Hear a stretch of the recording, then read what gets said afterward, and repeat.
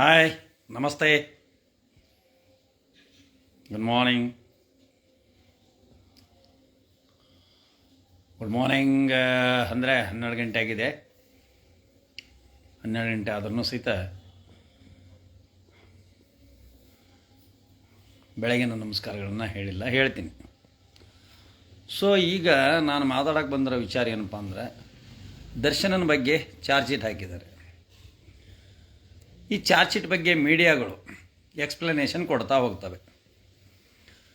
Blood report match ಆಗಿದೆ, ಮಣ್ಣಿನಲ್ಲಿರ್ತಕ್ಕಂಥ blood match ಆಗಿದೆ, Renukaswamy DNA match ಆಗಿದೆ ಅಂತ ಹೇಳ್ತಾರೆ. ಈ ಎಲ್ಲವೂ panchnama, FSL report, CFSL report, ಸೀಸರ್ಸು, ಆಮೇಲೆ medical evidence, PM inquest report, ಆಮೇಲೆ ಹೇಳಿಕೆಗಳು 161, 162, 164 ಸ್ಟೇಟ್ಮೆಂಟ್ಸು, ದೆನ್ ಇವರ ವಾಲಂಟ್ರಿ ಸ್ಟೇಟ್ಮೆಂಟ್ಸು, ಕನ್ಫೆಷನ್ ಸ್ಟೇಟ್ಮೆಂಟ್ಸ್ ಅಂತದಕ್ಕೆ ಇವರೇ ಒಪ್ಪಿಕೊಂಡಿದ್ದಾರೆ, ಅಪರಾಧ ಮಾಡಿದ್ದೀವಿ ಅಂತ ಒಪ್ಪಿಕೊಂಡಿದ್ದಾರೆ. ಅವರೇ ಈ ಮುಂದಿನ ಗೊತ್ತಿಲ್ಲ, ವಾಲಂಟ್ರಿ ಸ್ಟೇಟ್ಮೆಂಟು, ಕನ್ಫೆಷನ್ ತಪ್ಪೊಪ್ಪಿಗೆ ಸ್ಟೇಟ್ಮೆಂಟ್ಗಳ ಬಗ್ಗೆ ಮೀಡಿಯಾದರಿಗೆ ಕಾನೂನು ಗೊತ್ತಿಲ್ಲ. ಕಾನೂನು ಗೊತ್ತಿಲ್ಲ ಏನು ಅಂದರೆ, ಇವನ್ನು ಹೆಚ್ಚು ಕಡಿಮೆ ಲಾ ಓದೋ ಹುಡುಗರಿಗೂ ಗೊತ್ತಾಗೋದಿಲ್ಲ. ಅದಕ್ಕೆ ಮತ್ತೆ ಪ್ರಾಕ್ಟೀಸ್ ಅಂತ ಇಡೋದು. ಸೀನಿಯರ್ಸ್ ಹತ್ರ ನಾವೆಲ್ಲ 3 4 ವರ್ಷ ಪ್ರಾಕ್ಟೀಸ್ ತೊಗೊಂಡು ಬಂದ್ರೆ ಅನುಭವ ಬೇಕು. ಅದಕ್ಕೆ ರೊಟ್ಟಿ ಮಾಡೋದು ಓದಿದ್ರೆ ಮಾತ್ರ ರೊಟ್ಟಿ ಬರಲ್ರಿ, ಅದನ್ನು ಅನುಭವದಿಂದ ಮಾಡಬೇಕು. ಹೌದ್ರೆ? ಹಂಗೆ ಬುಕ್ದಾಗ ಬರೆದದ್ದು ರೊಟ್ಟಿ ಮಾಡೋಕ್ಕೆ ಬರಲ್ಲ. ಕಾರಣ ನಾನೀಗ ಏನು ಹೇಳಕ್ಕೊಂಡಿದ್ದೇನೆ ಅಂದರೆ, ಈ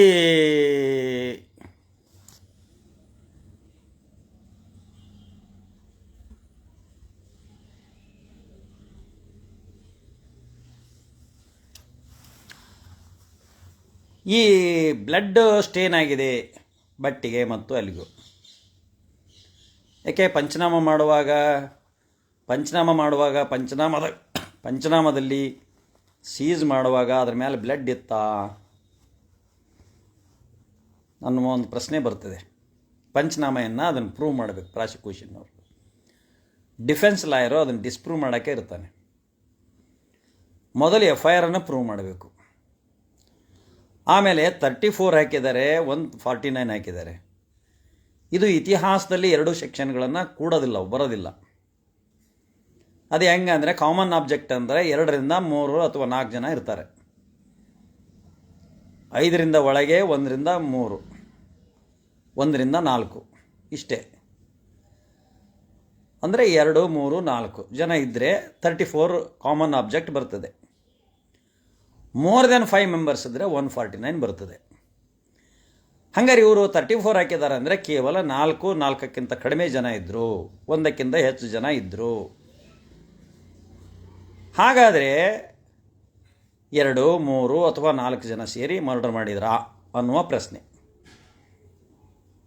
ಅದರ ಜೊತೆಗೆ 149 ಹಾಕಿದ್ದಾರೆ ಅಂದರೆ ಅಕ್ರಮ ಮಂಡಳಿ, ಅಕ್ರಮ ಕೂಟ ಅಂತವ್ ನಾವು, ಅನ್ಲಾಫುಲ್ ಅಸೆಂಬ್ಲಿ ಅಂತ 149. ಅಂದರೆ ಮೊದಲೇ ಅದು ಪಿತೂರಿ ನಡೆದ್ರೆ ಕಾನ್ಸ್ಪಿರಸಿ 120B ಹಾಕಿದಾರಲ್ಲ, ಅದರೊಳಗೆ 17 ಜನನು ಗುಂಪುಗೂಡಿಕೊಂಡು ಅಕ್ರಮವಾಗಿ ಒಂದು ಸಂಭಾಷಣೆಯನ್ನು ಮಾಡಿಕೊಂಡು, ಅಕ್ರಮವಾಗಿ ಒಂದು ಪಿತೂರಿಯನ್ನು ಮಾಡಿಕೊಂಡು, ಕಾನ್ಸ್ಪಿರಸಿ ಪಿತೂರಿಯನ್ನು, ಕ್ರಿಮಿನಲ್ ಪಿತೂರಿಯನ್ನು ಮಾಡಿಕೊಂಡು, ಆ ಪಿತೂರಿಯ ಪ್ರಕಾರ ಇವನನ್ನು ಮುಂದಾಗೇ ಪ್ಲ್ಯಾನ್ ಆಗಿರಬೇಕದು. ಅವನನ್ನು ಕರ್ಕೊಂಬಂದು ಹಾಗಾರೆ 364 ಹಾಕಿದ್ದಾರೆ. 364 ಏನು ಹೇಳ್ತದೆ ಅಂದರೆ, kidnapping with intending to kill him, murder him, ಕೊಲೆ ಮಾಡಬೇಕು ಅನ್ನುವ ಉದ್ದೇಶದಿಂದನೇ ಕಿಡ್ನ್ಯಾಪ್ ಮಾಡತಕ್ಕಂಥ ಅಪರಾಧಕ್ಕೆ 364 ಹಾಕಿದ್ದಾರೆ. 364A ಅಂದರೆ ಕಿಡ್ನ್ಯಾಪಿಂಗ್ ಫಾರ್ ರ್ಯಾಮ್ಸಮ್, ಅಂದರೆ ಹಣಕ್ಕೋಸ್ಕರ. ಈ ಮಗು ನಾನು ಕಿಡ್ನ್ಯಾಪ್ ಮಾಡೇವಿ, ಬಿಟ್ಟು ಇಷ್ಟು ರೊಕ್ಕ ಕೊಟ್ಟರೆ ಬಿಡ್ತೇವೆ ಅಂತಾರಲ್ಲ, ಅದು ಬ್ಲ್ಯಾಕ್ ಮೇಲ್. ಆ್ಯಂಡ್ 364A ಆ ಕೇಸ್ ನಾವು ನಡೆಸಿದ್ವಿ. ಅದರಲ್ಲಿ 3 ಜನ ಅಕ್ವಿಟ್ ಆದರು ಮಾನ್ಯ ಹೈಕೋರ್ಟ್ನಲ್ಲಿ. ಒಬ್ಬರಿಗೆ ಮಾತ್ರ ಕೆಲವೊಂದು ಸಮ್ ಅಡ್ಮಿಷನ್ಸ್ ಅವನು ಕೊಟ್ಟಿದ್ದರಿಂದ ಅದು ಕನ್ವಿಕ್ಷನ್ ಕಾಯಮಾಗಿದೆ. ಸೊ ಇಲ್ಲಿ ಒಂದು ರೇಪ್ ಆ್ಯಂಡ್ ಮರ್ಡರ್ ಕೇಸನ್ನು ದಾವಣಗೆರೆಯಲ್ಲಿ ನಡೆಸಿದ್ವಿ. ಅದು ಸಿಮೆನ್ ಅವ್ರ ಚಡ್ಡಿ ಒಳಗೆ ಸಿಮೆನ್ ಹತ್ತಿತ್ತು.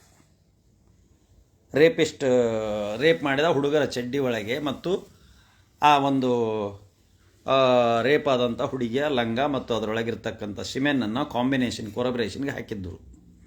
ಅದನ್ನು ಗುಬ್ಬಿ ಶಂಕರನ್ನ ಲಾಯರು, ನಾನು, ರಾಯನಗೌಡ ನಡೆಸಿದ್ವಿ ಮತ್ತು ರಾಮಚಂದ್ರ ಕಲಾಲ್ ಅವರು. ಆ ಕೇಸು ಇಲ್ಲಿ ಕನ್ವಿಕ್ಷನ್ ಕೊಟ್ಟರು ಕೆಳಗಿನ ಕೋರ್ಟ್ನಿಗೆ. ಆದರೆ ಹೈಕೋರ್ಟ್ನಲ್ಲೇ ಎಕ್ವಿಟ್ ಆಯ್ತು ಅದು. ಯಾಕಂದರೆ ಕೊರಬ್ರೇಷನ್ ಇರಲಿಲ್ಲ, ಸರಿಯಾದ ಐ ವಿಟ್ನೆಸ್ ಬರಲಿಲ್ಲ. ಆ ಕಾರಣದಿಂದ ಎಕ್ವಿಟ್ ಆದವು. ಅದರಲ್ಲೂ ಸಹಿತ ಸುಮಾರು 1,500 ಪೇಜು ಇದಿದ್ವು. 6 ಮಂದಿ ಅಕ್ಯೂಸ್ಡ್ ಇದ್ದರು. ಟಿ ವಿಗೆಲ್ಲ ಬಂದಂಥ ಪ್ರಕರಣ ಅದು ಅಕ್ವಿಟ್ ಆದರು. ಅದು ಹರಪನಹಳ್ಳಿ ತಾಲೂಕು ಹಲವಾಗಲ್ದವರು ದಾವಣಗೆರೆ ಸೆಷನ್ಸ್ ಕೋರ್ಟ್ನಲ್ಲಿ ನಡೀತು. ಅದು ಬಿಡುಗಡೆ ಆಯ್ತದು. ಮೊನ್ನೆ ಹೈಕೋರ್ಟ್ನಲ್ಲೇ ಎಕ್ವಿಟ್ ಆಗಿ 10 ಇಯರ್ಸ್ ಮೋರ್ ದೆನ್ 10 ಇಯರ್ಸ್ ಆಗಿರಬೇಕದು. ಸೊ ಈ ಕೇಸ್ನಲ್ಲಿ ಪೊಲೀಸರು ಏನು ಒಮಿಷನ್ ಮಾಡಿದ್ದಾರೆ, ತಪ್ಪು ಮಾಡಿದ್ದಾರೆ ಅಂದರೆ ಒಮಿಷನ್ ಅಂತ ಕ್ರಿಮಿನಲ್ನಲ್ಲಿ ಒಮಿಷನ್. ಏನು ಮಾಡಬೇಕಾಗಿತ್ತು ಅದನ್ನು ಮಾಡಿಲ್ಲ. ಹೊಡೆದಿದ್ದಾರೆ ಅಂತ ಹೇಳಿ ಅಲಿಗೇಷನ್ ಬಂದಿದೆ, ಚಪ್ಪಲಿಯಿಂದ ಹೊಡೆದಿದ್ದಾರೆ ಅಂತ ಬಂದಿದೆ, ಹೊಡೆದು ಗಾಯ ಆಗಿದೆ ಅಂತ. ಮೊದಲು ಗಾಯ ಆಗಬೇಕು, ಮೊದಲು ಅದಕ್ಕೆ 324 ಬರ್ತದೆ ಅಥವಾ 326 ಆಗ್ತದೆ. Grievous hurt or simple hurt or the hurt by the using deadly weapons. 324 ಇಲ್ಲ, 323 ಇಲ್ಲ, 325 ಇಲ್ಲ, 326 ಇಲ್ಲ. ಇವೆಲ್ಲ ಅಬ್ಜೆನ್ಸ್ ಇಲ್ದಂಗೆ ಒಂದಪಟ್ಟಿಗೆ ಹೊಡೆತಕ್ಕೆ ಸತ್ತುಬಿಟ್ಟು ನಾವು. ಇವರು ಟಿ ವಿ ಒಳಗೆ ಹೇಳಿದ ಇತಿಹಾಸ ನೋಡಿಬಿಟ್ರೆ ಥ್ರೂಔಟ್ ನೈಟ್ ಅರ್ಲಿ ಮಾರ್ನಿಂಗ್ 6-7 ಗಂಟೆ ಮಟ್ಟನೂ ಅಪರಾಧ ನಡೆದಿದೆ ಅಂತ ಇವರು ಮೊದಲಿಗೆ ಏನು ದರ್ಶನ್ ಅರೆಸ್ಟ್ ಆದಾಗ ಇವರು ಟಿ ವಿದೊಳಗೆ ಕೊಟ್ಟದ್ದು. ಈಗ ಪೊಲೀಸರು ಕೊಟ್ಟಿದ್ದಕ್ಕೆ ಉಲ್ಟಾ ಹೇಳಾಕತ್ತಿದ್ದಾರೆ. ಈಗ ಪೊಲೀಸರು ಕೊಟ್ಟಿರೋದಕ್ಕೂ ಅದನ್ನು ಮತ್ತು PM ರಿಪೋರ್ಟ್ನಾಗ ಟೈಮ್ ಆಫ್ ಡೆತ್ ಎಷ್ಟು ಗಂಟೆಗೆ ಕೊಟ್ಟಿದ್ದಾರೆ, ಪೋಸ್ಟ್ ಮಾರ್ಟಮ್ನಲ್ಲಿ ಟೈಮ್ ಆಫ್ ಡೆತ್ ಬರೀತಾರೆ ಡಾಕ್ಟ್ರು. ಈಗ 12 ಗಂಟೆಗೆ PM ನಡೀತಾ ಇದೆ, ಇಷ್ಟೊತ್ತಿನ ಈಗ 12:20 ಆಗಿದೆ. ಈಗ ಡಾಕ್ಟ್ರು PM ಕಂಡಕ್ಟಿಂಗ್ ಟೈಮ್ ಬರೀತಾರೆ. ಪೋಸ್ಟ್ ಮಾರ್ಟಮ್ ಅಂದರೆ ಹೆಣ ಕೊಯ್ದು ಅದರೊಳಗೆ ಏನೇನಾಗಿದೆ, ಯಾವ್ಯಾವ ಗಾಯ ಆಗಿದೆ ಅಂತ ನೋಡ್ತಾರೆ ಡಾಕ್ಟ್ರು. ಅದನ್ನು ಬರೀತಾರೆ. ಹಾಗಾದ್ರೆ ಈ ಸಮಯಕ್ಕಿಂತ ಮೊದಲು ಎಷ್ಟೊತ್ತಿಗೆ ಅದು ಜೀವ ಹೋಗಿದೆ ಅಂದಾಜು ಏಜ್ ಆಫ್ ಡೆತ್ ಬರೀತಾರೆ ಅವರು. 6 ಗಂಟೆ, 10 ಗಂಟೆ ಅಥವಾ 15 ಗಂಟೆ, 20 ಗಂಟೆ. ಒಂದು ಇದರಲ್ಲಿ ನಾವು ಕೇಸ್ ನಡೆಸಿದ್ದೆ, ಮರ್ಡರ್ ಕೇಸು ಹಾವೇರಿಯಲ್ಲಿ. ಫಾಸ್ಟ್ ಟ್ರ್ಯಾಕ್ ಕೋರ್ಟ್ನಲ್ಲಿ ಇದ್ದು. ಅವಾಗ ಫಾಸ್ಟ್ ಟ್ರ್ಯಾಕ್ ಕೋರ್ಟ್ ಇತ್ತು, ನಡೀತು. ಅದು ಅಕ್ವಿಟ್ ಆಯಿತು. 72 ಅವರ್ಸ್ ಆಗಿತ್ತು. 72 ಅವರ್ಸು ಡೆತ್ ಆಗಿತ್ತು. ಅದು ಡೆತ್ ಆಗಿ ಏಜ್ ಆಫ್ ಡೆತ್ತು 72 ಅವರ್ಸ್ ಅಂತ ಕೊಟ್ಟಿದ್ದರು. ಬಾಡಿ ಡಿಕಾಂಪೋಸ್ ಆಗಿದೆ. ನಮ್ಮ ಆರೋಪಿ ಬಸವರಾಜನನ್ನು, ಈ was one of the KSRTC driver Ranebennur, ಅವನನ್ನು ಅರೆಸ್ಟ್ ಮಾಡಿದರು. ಅವನ ಪರವಾಗಿ ವಾದ ಮಾಡಿದೆ. ಅದು full of case was depending on the statement of the death note. Death note ಆ ಸತ್ತ ವ್ಯಕ್ತಿಯ ಪ್ಯಾಂಟ್ನಲ್ಲಿದೆ. ಆ ಪ್ಯಾಂಟ್ನಲ್ಲಿದ್ದರೆ ಆ ಡೆತ್ ನೋಟನ್ನು ಕೋರ್ಟ್ ಮುಂದೆ ಹಾಜರು ಮಾಡಿದ್ದಾರೆ. ಟಿ ವಿ ಆದ್ರೆ ಏನು ಹೇಳ್ತಾರೋ, ಡೆತ್ ನೋಟ್ ಇದೆ, ಅವನಿಗೆ ಗಲ್ಲು ಶಿಕ್ಷೆ ಆಗ್ತದೆ ಅಂತ ಟಿ ವಿಯರ್ ಹೇಳಿಬಿಡ್ತಿದ್ರು. ನಾನು ಇವನ್ ಒಂದೇ ಪ್ರಶ್ನೆ ಕೇಳಿದೆ. ಆ ಬಾಡಿ ಮ್ಯಾಗಿನ ಪ್ಯಾಂಟನ್ನು ಸೀಸ್ ಮಾಡಿದ್ದಾರೆ. ಇವಾಗ ಕೇಳಿದೆ ನಾನು ಇನ್ವೆಸ್ಟಿಗೇಟಿಂಗ್ ಆಫೀಸರ್ಗೆ, ಈ ಪ್ಯಾಂಟೆಲ್ಲ ಒದ್ದೆ ಆಗಿತ್ತಲ್ಲ, ಡಿಕಾಂಪೋಸ್ ಆಗಿ ವಾಟ್ರಿಸ್ ಆಗಿ ಬಾಡಿ ಡ್ಯಾಮೇಜ್ ಆಗಿ ಪ್ಯಾಂಟೆಲ್ಲ ತೋದು ವಾಟ್ರಿಸ್ ಆಗಿತ್ತಲ್ಲ ಅಂತ ಕೇಳಿದೆ. ಹೌದು ಅಂದರು. ಮತ್ತು ಆ ಜೋಬನಿಗೆ ಇಟ್ಕೊಂಡ ಈ ಡೆತ್ ನೋಟ್ ಹೆಂಗೆ ಸೇಫ್ ಆಗಿದೆ ಅಂತ ಕೇಳಿದೆ. ಡೆತ್ ನೋಟಿಗೆ ಒಂದು ರಕ್ತದ ಕಲೆ ಇಲ್ಲ, ಒಂದು ವಾಟ್ರಿಸ್ ಕಲೆ ಇಲ್ಲ, ಪ್ಯಾಂಟೆಲ್ಲ ಒದ್ದೆಯಾಗಿ ತೋದು ಹೋಗಿದೆ, ಅದು ಬಾಡಿ ಒಡ್ಕೊಂಡು ಸೋರಿದೆ, ಪ್ಯಾಂಟಷ್ಟು ತೋದದ್ದು ಅಂತ ಇನ್ಕ್ವೆಸ್ಟ್ ರಿಪೋರ್ಟ್ನಾಗ ಹೇಳಿದ್ದಾರೆ. ಪ್ಯಾರಾ 7 ಕ್ಲಾಸ್ 3 ಕೆಳಗೆ ಹೇಳಿದರು. ಪ್ಯಾಂಟ್ ಒದ್ದೆಯಾಗಿತ್ತು, ಶರ್ಟು ಒದ್ದೆಯಾಗಿತ್ತು, ಅವನು ಸೀಸ್ ಮಾಡಿದ್ದೇವೆ, ಸೀಸ್ ಮಾಡಿ ಬಾಡಿಯನ್ನು PM ಕೊಟ್ವಿ ಅಂತ ಹೇಳಿದ್ದಾರೆ. ಹಾಗಾದರೆ 72 ಗಂಟೆ ಅಂದರೆ 48 ಗಂಟೆ ಅಂದರೆ 2 ದಿವಸ ಆಯಿತು. 72 ಗಂಟೆ ಅಂದರೆ ಎಷ್ಟು ದಿವಸ ಆಯ್ತು ಲೆಕ್ಕ ಹಾಕ್ರಿ. ಸೊ ಹಾಗಾದಾಗ ಆ ಬಾಡಿಯಲ್ಲಿರ್ತಕ್ಕಂಥ ಏನು ಡೆತ್ ನೋಟ್ ಇದೆಯಲ್ಲ ಅದು ಸೇಫಾಗಿ ಹೇಗಿರ್ತದೆ, ಪೆನ್ನಿನಿಂದ ಬರೆದಂಥ ಅಕ್ಷರಗಳು ಹೇಗೆ ಸೇಫ್ ಆಗಿರ್ತವೆ ಎನ್ನುವ ಪ್ರಶ್ನೆ. ಈ ರೀತಿಯ ಅನೇಕ ಡೌಟ್ಸು ಈ FSL ರಿಪೋರ್ಟು, ಬ್ಲಡ್ ಸ್ಟೇನ್ ಬಟ್ಟೆಗಳು, ಹೌದಾ, ಬ್ಲಡ್ ಸ್ಟೇನ್ ಟೆಕ್ಸಸ್ಸು ಇವೆಲ್ಲ ಅದವಲ್ಲ, ಈ ಆರ್ಟಿಕಲ್ಸು, ಮಟೀರಿಯಲ್ ಆಬ್ಜೆಕ್ಟ್ಸು, ಸೀಸರು, ಪಂಚನಾಮ, ಮತ್ತು ಅವನು ಕಳಿಸಿದಂಥ ಸಮಯ, ಅವನ್ನ ಸೇಫಾಗಿಟ್ಟಂಥ ಸಮಯ, ಆ ಪಂಚರು ಹೇಳ್ತಕ್ಕಂಥ ವಿಚಾರಗಳು, ಇವೆಲ್ಲವನ್ನೂ ಕ್ರೋಢೀಕರಿಸಿದಾಗೆ ಪ್ರತಿಯೊಂದು ಅನುಮಾನ ಇದೆ. ಮೇಲ್ನೋಟಕ್ಕೆ ಚಾರ್ಜ್ ಶೀಟೇ ಅನುಮಾನ ಇದೆ. ಚಾರ್ಜ್ ಶೀಟ್ನಲ್ಲಿ ಹಾಕಿದ ಸೆಕ್ಷನ್ಗಳು ಅನುಮಾನವನ್ನು ಎತ್ತಿ ಎತ್ತಿ ತೋರಿಸ್ತಾ ಇವೆ. ಯಾಕೆಂದರೆ 323 ಹಾಕ್ಬೇಕಾಯ್ತು, ಬಂಧನ ಕಪಾಳಕ್ಕೆ ಹೊಡೆದ, ಆಮೇಲೆ ಚಪ್ಪಲಿಯಿಂದ ಹೊಡೆದ, ಒದ್ದ. These are all the material object, deadly weapon. ಚಪ್ಪಲಿ ಡೆಡ್ಲಿ ವೆಪನ್, ಅದು ಗಾಯ ಆಗ್ತದೆ ಹೊಡೆದ್ರೆ. ಚಪ್ಪಲಿಯಿಂದ ಹೊಡೆದ್ರೆ ಗಾಯ ಆಗೋ ಸಂದರ್ಭ ಇದೆ, ರೆಡ್ಡಿ ಸರ ಆಗ್ತದೆ. ಆ ವೆಪನ್ನಿಂದ ಹೊಡೆದಾಗ 324 ಅಪ್ಲೈ ಆಗೇ ಆಗ್ತದೆ. ಜಾಡಿಸಿ ಒದ್ದ 324 ಆಗ್ತದೆ. ಹಾಗಾದ್ರೆ ಈ ಸೆಕ್ಷನ್ಗಳನ್ನು ಯಾಕೆ ಹಾಕಿಲ್ಲ? ಹಾಗಾದ್ರೆ ಡೈರೆಕ್ಟ್ ಒಮ್ಮರಿ ಕೊಲೆನೇ ಮಾಡಿಬಿಟ್ರ? ಎಳ್ಕೊಂಬಂದಾರ ತಡ ಕೊಡದಾರೆ, ಯಾರು ಹೊಡಿದೆ ಮಾಡಿದೆ ಏನೋ ಎಲ್ಲವಾದ ಜೀವ ತೆಗೆದೇ ಬಿಟ್ರ? ಸೊ ಇಲ್ಲಿ ಅನುಮಾನಕ್ಕೆ ಆಸ್ಪದ ಇವೆ. ಕ್ರೂಯಲ್ಟಿ ಕೊಟ್ಟರು ಅಂತ ಹೇಳ್ತಾರೆ. ಈ ಕರೆಂಟ್ ಶಾಕ್ ಕೊಟ್ಟರು ಅಂದರೆ, ಹಂಗೆ ಕರೆಂಟ್ ಶಾಕ್ ಕೊಟ್ಟರೆ ಗ್ರೀವಿಯಸ್ ಹಾರ್ಟ್ ಆಯ್ತು. ಯೂಸಿಂಗ್ ಡೆಡ್ಲಿ ವೆಪನ್ 325 ಕೊಡಬೇಕಾಗಿತ್ತು. ಕರೆಂಟ್ ಶಾಕ್ ಕೊಟ್ಟರೆ ಮಟೀರಿಯಲ್ ಆಬ್ಜೆಕ್ಟ್ನಿಂದ ಡೆಡ್ಲಿ ವೆಪನ್, ಅದು ಗ್ರೀವಿಯಸ್ ಹರ್ಟ್ ಆಗ್ತದೆ, ಗಾಯ ಆಗ್ತದೆ, ಗಂಭೀರವಾದ ಗಾಯ ಆಗ್ತದೆ. Why they are not initiated?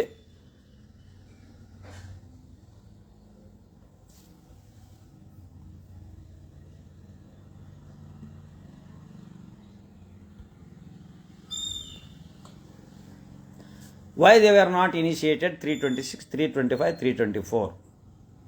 ಇದು ಅನುಮಾನದೆಡೆಗೆ ಆಸ್ಪದವನ್ನು ಕೊಡ್ತಿದೆ. ಒಂದು. ದೆನ್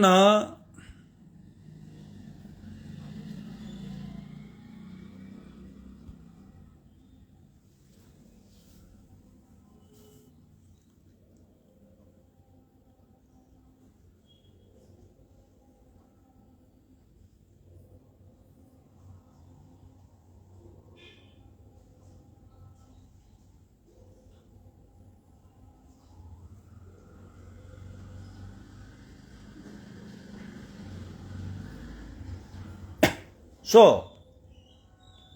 ಪೊಲೀಸರು ಹಾಕಿರ್ತಕ್ಕಂಥ ಚಾರ್ಜ್ ಶೀಟ್ನೊಳಗೆ ಮತ್ತು 3600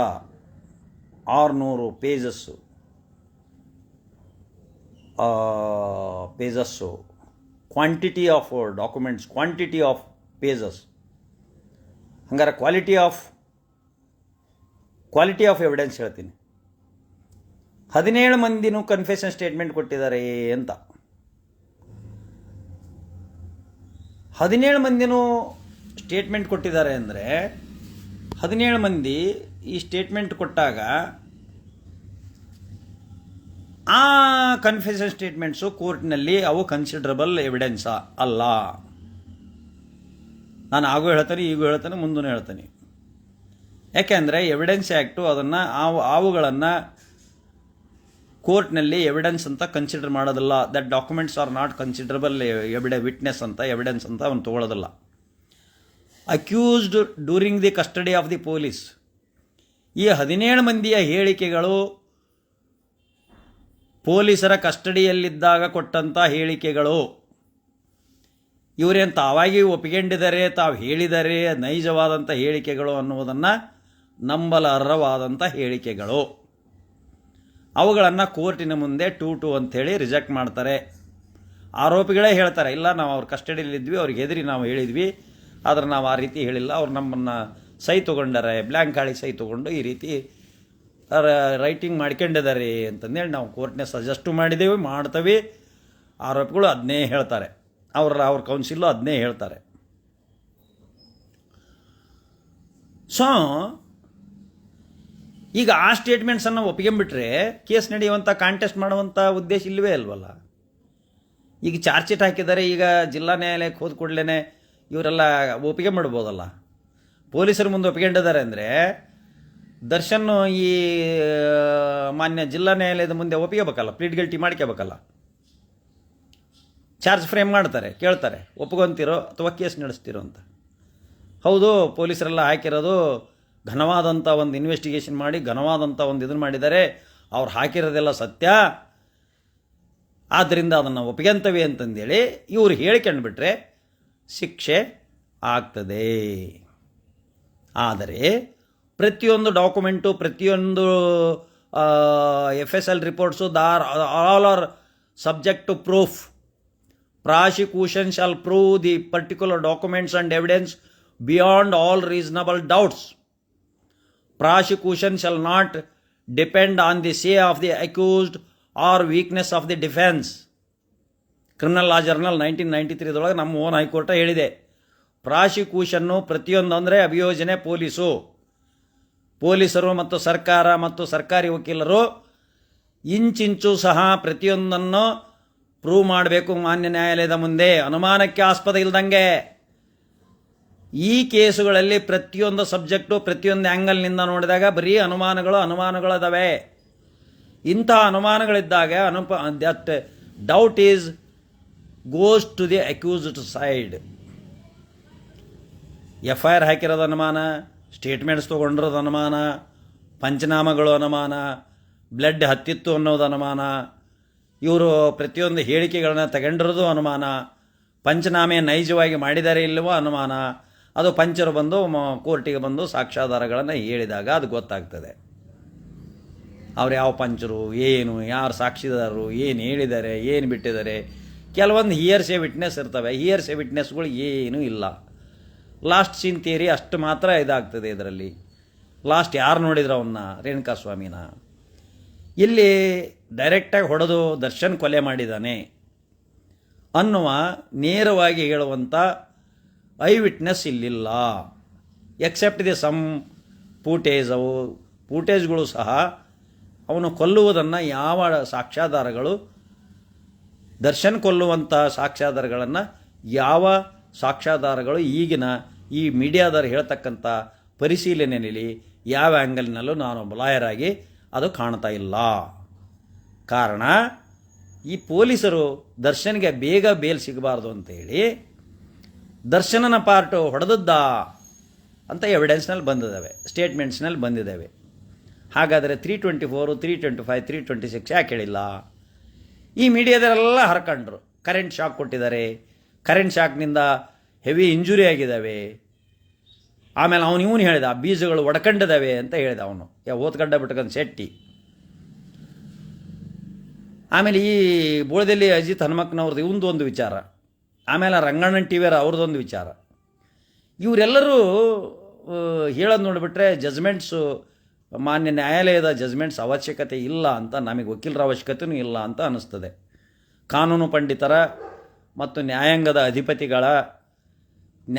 ಅಧಿಪತಿಗಳು ಇವರ ಮೀಡಿಯಾದಾಗ ಏನು ಹೇಳಿದ್ದಾರೆ ಅದನ್ನು ನೋಡೇ ಜಜ್ಮೆಂಟ್ ಬರಿಬೇಕು ಅಂತಂದು, ಮತ್ತು ವಕೀಲರು ಕೂಡ ಇವು ಮೀಡಿಯಾದಾರ ಹೇಳಿದ್ದನ್ನು ವಾದ ಮಾಡಬೇಕನೋ ಅಂತ ಹೇಳಿ ಅನ್ನಿಸ್ತದೆ. ಇವರಿಗೆ ಮರ್ಸಿ ಬರ್ತದೆ. ಏನು ವಿಕ್ಟಿಮ್ ಪರವಾಗಿ ಮರ್ಸಿ ಬರಲಿ ಜನಕ್ಕೆ. ಈ ಕನ್ನಡ ನಾಡಿನ ಜನ ಈ ವಿಕ್ಟಿಮ್ ಪರ ಮರ್ಸಿ ವಹಿಸ್ಕೊಂಡು ನಮಗೆ TRP ಬರಲಿ. ಆಮೇಲೆ ದರ್ಶನನ್ನು ಈ ಒಂದು ಇದರಲ್ಲಿ ಮಟ್ಟ ಹಾಕಿಬಿಟ್ರೆ ತಮ್ಮ ಸೇಡು ತೀರಿತದೆ. ಹಿಂದೇನೋ ಮಾತಾಡಿದ್ದ ಮೀಡಿಯಾದಾರ ಹೈಲೈಟ್ ಮಾಡಿದರು. ಅವನ ಹೆಂಡತಿ ವೈಯಕ್ತಿಕ ವಿಚಾರವನ್ನು, ಖಾಸಗಿ ವಿಚಾರವನ್ನು ದೈ ಅಂತ ಕುಣಿದು ಅದು ಮಾಡಿದ್ದಾರೆ. ಈ ಚಾರ್ಜ್ ಶೀಟ್ನಲ್ಲಿ ಅದನ್ನು ಕ್ರೈಮನ್ನು ಹಾಕಿದ್ದಾರೆ. ಇಂಥ ಕೇಸಿನಲ್ಲಿ ಇಂತಿಂಥ ಸೆಕ್ಷನ್ ಕೆಳಗೆ 498A ಮತ್ತು ಆರ್ಮ್ಸ್ ಆ್ಯಕ್ಟ್ ಕೆಳಗೆ ಹಿಂಗೆ ಕೇಸಿದ್ದು ಅದು ರಾಜಿ ಆಯಿತು, ಬಿಡುಗಡೆ ಆದರು ಅಂತ ಹೇಳಿದ್ದಾರೆ. ಹಾಗೆ ಬಿಟ್ಟ ಮೇಲೆ social whether he was an social element ಅಂತ ಎಲ್ಲಿದೆ? He was one of an element of social against to the ಸೊಸೈಟಿಗೆ, ಸಮಾಜಕ್ಕೆ ವಿರೋಧವಾದಂಥ ಕೃತ್ಯಗಳನ್ನು ಮಾಡಿದ್ದು ದರ್ಶನಂದು ಎಲ್ಲಿದೆ? ಸಮಾಜಕ್ಕೆ ಉಪಕಾರ ಆಗುವಂಥ ದಾನ ಧರ್ಮ, ಮತ್ತೊಂದು ಮುಗದೊಂದು ಶಾಲಾ ಇಂಜಿನಿಯರಿಂಗು ಓದುವ ಹುಡುಗರಿ ಸಹಾಯ. ನಾನಂತೂ ಓದಿಲ್ಲಪ್ಪ, ಬರೀ SLC ಓದಿದ್ದೀನಿ. ನಿಮಗೊಂದು ನಿಮಗೆ ನಾನು ಸಹಾಯ ಮಾಡ್ತೀನಿ ಅಂತೇಳಿ ಮಾಡಿದ್ದಾನೆ. ಸೊ ಈ ಎಲ್ಲ ಕಾರಣಗಳ ಮೇರೆಗೆ ಮೇಲ್ನೋಟದಲ್ಲಿ ಡೌಟ್ಫುಲ್ ಆಗಿರ್ತಕ್ಕಂಥ ಈ ಚಾರ್ಜ್ ಶೀಟಿನ ಮೇಲೆ ಮೇಲ್ನೋಟಕ್ಕೆ ಇಂತಿಂಥ ಸೆಕ್ಷನ್ಗಳನ್ನು ಉಲ್ಟಾ ಪಲ್ಟಾ ಹಾಕಿರೋದು ನೋಡಿಬಿಟ್ರೆ ಮಾನ್ಯ ನ್ಯಾಯಾಂಗ ಇವುಗಳನ್ನು ನಂಬುವ ಪರಿಸ್ಥಿತಿ ಬಹಳ ಡೌಟ್ ಇದೆ. ಈ ಮೀಡಿಯಾಗಳು ಕೊರೆದದಕ್ಕೂ ಅಲ್ಲಿ ಚಾರ್ಜ್ ಶೀಟನ್ನು ಲಾಫುಲ್ಲಾಗಿ ಹಾಕಿರೋದಕ್ಕೂ ಅಲ್ಲಿ ಎವಿಡೆನ್ಸನ್ನು ರೆಕಾರ್ಡ್ ಮಾಡ್ಕೊಂಡಿರೋದಕ್ಕೂ ಇವೆಲ್ಲವೂ ಕೂಡ ನ್ಯಾಯಾಂಗದಲ್ಲಿ ವಿಚಾರಣೆಯ ಸಮಯದಲ್ಲಿ ಇವು ಗಂಭೀರವಾದ ಸಾಕ್ಷ್ಯಾಧಾರಗಳು ಅಂತ ಪರಿಗಣನೆ ಆಗೋದಿಲ್ಲ ಅಂತ ನನ್ನ 39 ವರ್ಷದ ಅನುಭವದ ಅಭಿಪ್ರಾಯ. ಇವ್ರು ಯಾರ್ಯಾರು ಹೇಳ್ತಾರೆ ರೀ, ರಿಟೈರ್ಡ್ ಪೊಲೀಸ್ ಆಫೀಸರ್ಸು ಅವರು ಇವರು ಬಂದು ಅವ್ರು ಯಾವಾಗಲೂ ಪ್ರಾಸಿಕ್ಯೂಷನ್ ಪರ ಕೆಲಸ ಮಾಡಿರ್ತಾರೆ, ಅವ್ರು ಶಿಕ್ಷೆ ಆಕತಿ ಅಂತಂದು ಹೇಳಿರ್ತಾರೆ. 100ಕ್ಕೆ 1-2% ಶಿಕ್ಷೆ ಆಗಿರೋದಿಲ್ಲ. ಇವ್ರು ಚಾರ್ಜ್ ಶೀಟ್ ಹಾಕ್ತಾರೆ, ಎಲ್ಲ ಬಂದು ಅವ್ರು ಕೋರ್ಟ್ನಲ್ಲಿ ರಾಜಿಯಾಗಿ ಹಾಸ್ಟೆಲಾಗಿ ಅಕ್ಯೂಟ್ ಹಾಕ್ಯಂತ ಹೋಗಿರ್ತಾರೆ. ನಿಜವಾದ ತಪ್ಪು ಮಾಡಿದವನು ರಾಜಿ ಮಾಡಿಕೊಂಡು ಅವರೆಲ್ಲ ಕಂಪ್ಲೇಂಟ್ ಅವ್ರನ್ನೆಲ್ಲ ಸೆಟ್ಲ್ ಮಾಡ್ಕೊಂಡು ರಾಜಿ ಹಾಕ್ಯಂಡು ಹೋಗ್ತಾರೆ. ಇವಾಗೇನು ಪಬ್ಲಿಕ್ನಾಗ ಕೋರ್ಟಿನ ಮುಂದೆ ಹೇಳ್ತಾರೆ ರಾಜಿ ಆಗಿದ್ದೇವೆ ಸರ್ ಅಂತ ಹೇಳ್ತಾರೆ ವಿಟ್ನೆಸ್. ಆನರಬಲ್ ಕೋರ್ಟ್ ಮುಂದೆ, ಸೆಷನ್ಸ್ ಕೋರ್ಟ್ ಮುಂದೆ ಸರ್ ನಾವು ರಾಜಿ ಆಗಿದ್ದೇವೆ ಅಂತ ಹೇಳ್ತಾರೆ. ಸೊ ಇಂಥ ಒಂದು ಸಂದರ್ಭ ಇದ್ದರೆ ಇಂಥದ್ರಲ್ಲಿ ಮೀಡಿಯಾಗಳು ಹರ್ಕೊಂಡ್ರಾಗೆ ಅರ್ಥ ಇಲ್ಲ. ಆದರೆ ಮುಂದೆ ಅದು ಏನಾಗ್ತದೆ ಏನು ಬಿಡ್ತದೆ, ರಾಜಿ ಆಗ್ತಾರೆ ಬಿಡ್ತಾರೆ ಅದರಲ್ಲಿ ಅರ್ಥ ಇಲ್ಲ. ಕಾಂಟೆಸ್ಟ್ ಕೇಸೇ. ಸೊ ಆ ಕಾರಣದಿಂದ ಈ ಕೇಸು ಕಾಂಟೆಸ್ಟ್ ಆದಾಗ ಸದ್ಯದ ಪರಿಸ್ಥಿತಿಯಲ್ಲಿ ದರ್ಶನ್ ಅವರಿಗೆ ಬೇಲಿನ ಮೇಲೆ, ಜಾಮೀನಿನ ಮೇಲೆ ಬಿಡುಗಡೆಯಾಗಲಿಕ್ಕೆ ಸ್ವಲ್ಪ ಮಟ್ಟಿಗೆ ಕಷ್ಟದಾಯಕ ಇದೆ. ಸ್ವಲ್ಪ ಮಟ್ಟಿಗೆ ಕಷ್ಟದಾಯಕ ಆಗ್ತದೆ. ಆದ್ರೂ ಕೂಡ 1-1.5 ತಿಂಗಳಿನಲ್ಲಿ ಈಗ ಬೇಲ್ ಪಿಟಿಷನ್ ಅವ್ರ ಲಾಯರು ಈಗ ಇನ್ನು 2-3 ದಿವಸದಲ್ಲಿ ಹಾಕ್ತೀವಿ ಅಂತ ಹೇಳಿದ್ದಾರೆ. ಇನ್ನು 2-3 ದಿವಸದಲ್ಲಿ ಅವರು ಬೇಲ್ ಪಿಟಿಷನ್ ಹಾಕಿದರೆ 15-16 ಒಳಗೆ ಹಾಕಿದರೆ ಈ ತಿಂಗಳು ಎಂಡ್ ಒಳಗೆ ಒಂದು ರಿಸಲ್ಟ್ ಬರ್ತದೆ ಸೆಷನ್ಸ್ ಕೋರ್ಟ್ನಲ್ಲಿ. ಆಮೇಲೆ ಅಕ್ಟೋಬರ್ 1st ವೀಕ್ನಲ್ಲಿ ಆನರಬಲ್ ಹೈಕೋರ್ಟಿಗೆ ಹೋಗ್ತಾರೆ. ಹೈಕೋರ್ಟ್ನಲ್ಲಿ ಒಂದು 15 ಡೇಸ್ ಅಬ್ಜೆಕ್ಷನ್ ಹಾಕೋಕ್ಕೆ ಸ್ಟೇಟ್ PP ಅವರ ಸ್ಟೇಟ್ ಇವರು ಹಾಕಬೇಕಲ್ಲ, ಗೌರ್ಮೆಂಟ್ ಪ್ಲೀಡರು ಅವರು ಅದಕ್ಕೆ ಅಬ್ಜೆಕ್ಷನ್ ಹಾಕಿ ವಾದ ಮಾಡ್ತಾರೆ. ಅಲ್ಲಿ ಸತ್ಯಾಸತ್ಯತೆಯನ್ನು ನೋಡಲಿಕ್ಕೆ vast powers vested with the honourable high courts of Karnataka. ಹೈಕೋರ್ಟ್ನಲ್ಲಿ ಸ್ವಲ್ಪ ವಾಸ್ಟ್ ಪವರ್ಸ್ ಇರ್ತವೆ, ಜಾಮೀನು ಮಾಡಬೇಕು ಬಿಡಬೇಕು ಅನ್ನೋದ್ರ ಬಗ್ಗೆ ಇರ್ತವೆ. ಈ ಎಲ್ಲ ಕಾರಣಗಳನ್ನು ವಿಶ್ಲೇಷಿಸಿದಾಗ ಈ ಮೀಡಿಯಾದವರು ಸುಳ್ಳು ಹೇಳ್ತಾರೆ, ಜನರಲ್ಲಿ ಕನ್ಫ್ಯೂಸ್ ಮಾಡ್ತಾ ಇದ್ದಾರೆ. ಯಾವುದೋ ಒಂದು ದರ್ಶನನ ಮೇಲೆ ಒಂದು ವಿರೋಧಾತ್ಮಕವಾಗಿ ಏನೋ ಒಂದು ಟೆರರಿಸ್ಟನೋ ಏನು ಗಾಂಧೀಜಿನ ಗುಂಡು ಹಾಕಿದಂಗೆ ಕೊಂದುಬಿಟ್ರನೋ ಅಂತಂದು ಹೇಳಿ ಹಾಗೆ ಇವರು ಈ ನಮ್ಮ ದರ್ಶನನನ್ನು ಒಂದು ಸೋಷಿಯಲ್ ಬ್ಯಾಡ್ ಎಲಿಮೆಂಟ್ ಅಂತ ಮಾಡಲಿಕ್ಕೆ ಈ ಮೀಡಿಯಾಗಳು ಪ್ರಯತ್ನ ಮಾಡ್ತಾ ಇದ್ದಾರೆ. ಆದರೆ ಮೀಡಿಯಾದಾರ ಒಂದು ಆಶೆ ಆಕಾಂಕ್ಷೆಗಳು ಫಲಿಸೋದಿಲ್ಲ. ನಮ್ಮ ಕನ್ನಡ ನಾಡಿನ ಜನ, ಈ ಭಾರತ ದೇಶದ ಜನ ಬುದ್ಧಿವಂತರಿದ್ದಾರೆ. ಜೈ ಹಿಂದ್, ಜೈ ಕರ್ನಾಟಕ.